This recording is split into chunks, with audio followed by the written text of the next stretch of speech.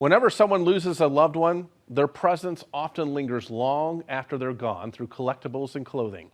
It can be overwhelming to decide what to do with things they once loved. 25 News reporter Leah McNeil introduces us to one widow who now has a priceless keepsake of her late husband, all thanks to one local artist. At the end of a winding road, you'll find Carla and Dee's Junction.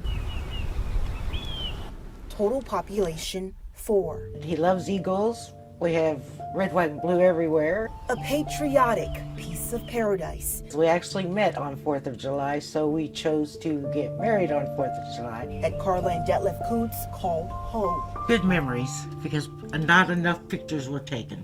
But when the kids left the nest, 4 became 2. We both like the outdoors, so I'd be out there helping him.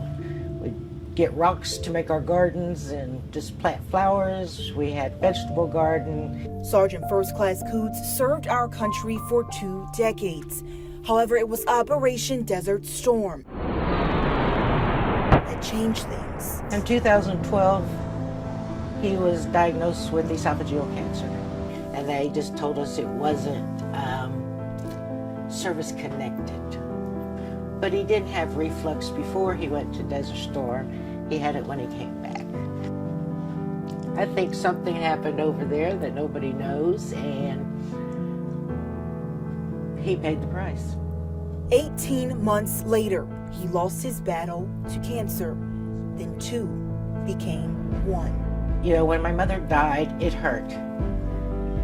When my dad died, it really hurt because I was daddy's girl, okay? But I had my husband to lean on. When my husband died, I really had nobody to lean on. My world as I knew it was suddenly gone in a flash. Everywhere she turned, And then this is his Bronze Star hat. was a reminder of her husband. Topaz and ruby for mine and his birthdays. He had so many shirts, and I was just one day thinking, what could I do with this? And then I had seen something about Laura making quilts. I really love this fabric. Those reminders, now priceless works of art. You make the memories, I make the quilts. Quilts, created from t-shirts her husband once wore. You're giving peace and love to people through the fabrics. It's a healing process. Laura Winkle has channeled her own loss into hundreds of memory quilts. My husband and I have experienced the loss of 8 children through miscarriages, stillborn, and the loss of our little girl who was 3 when God needed to take her home.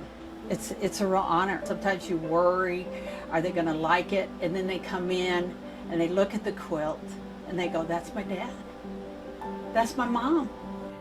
It just represented who he is. It represents who he is.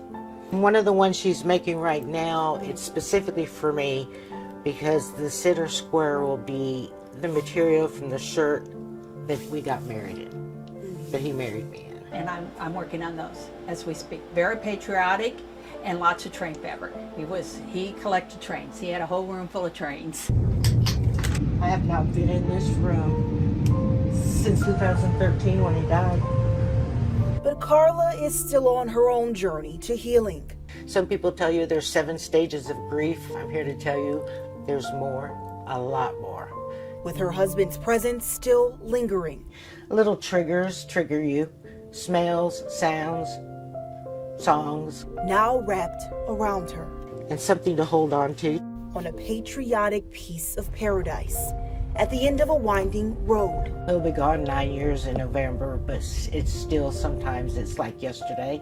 Carla and Dee's Junction still stands with a population of 1.